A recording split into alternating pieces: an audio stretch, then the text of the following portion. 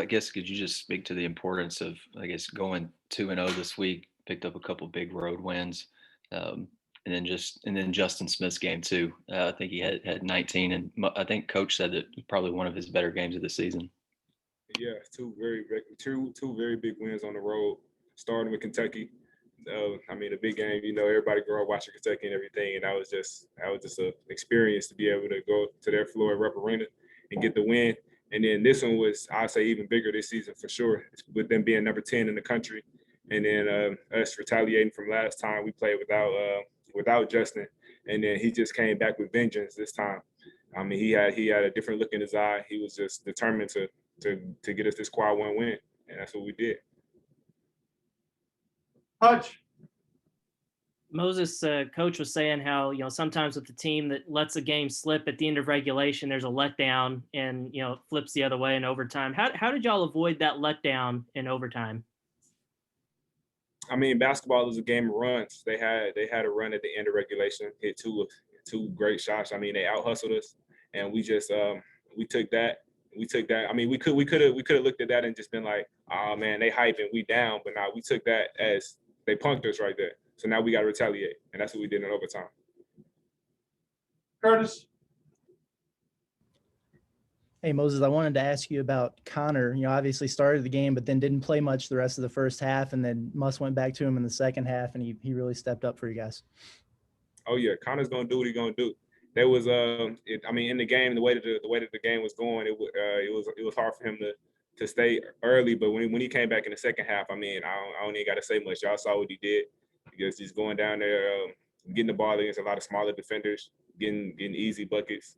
I still don't like that lob I threw him that called the charge. I ain't really like that one, but yeah, Connor played great. He did what he does. Bob. Yeah, Moses, could you describe that defensive play you made after they waved off the away from Braun?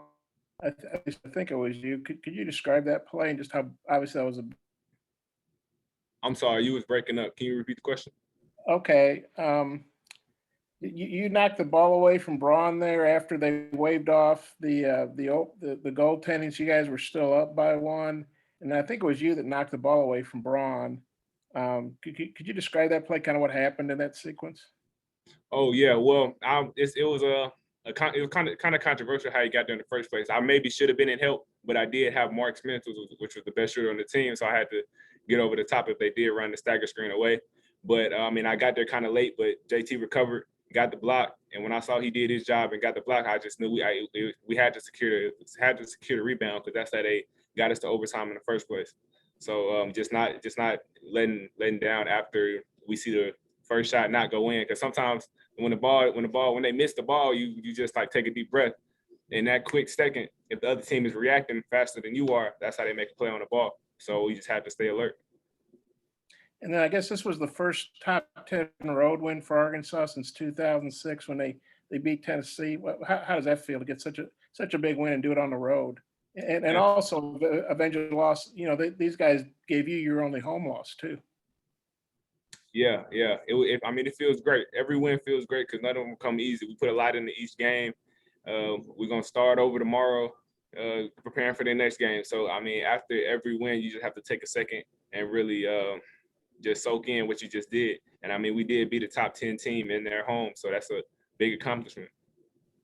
Coach Musselman said you guys run a free throw drill in practice that everybody hates, but I guess it came in handy today. What is it that happens on that drill? What do you guys have to do? All right, so we have about 6 goals in the practice facility. So you might be 2 to a goal, and everybody goes around, and you have to hit one, and then the next person has to hit the second one, then the third one go all the way up to about 8, then 7, then 6. So I mean, it's a lot of pressure on each and every shot. So we just putting ourselves in that late game situation, which really obviously comes back to help. Like JT did last game, like I did late this game, like Justin did late this game. So it's just we've been there before, So if you miss in practice, do you have to start over again, or what? So if you miss how does that work? If you miss 2 in a row, then everybody got to do push-ups. And we got about 2 minutes and 30 seconds to get all the way down to 0. And if we don't make it, then we will probably have to do a down and back or line drill, and then get back to it.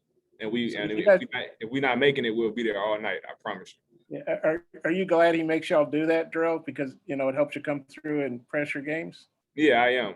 I mean, it puts us in that situation. So when we're in an in-game situation that's like the one that happened today, I mean, I feel like I've been there before, every day almost.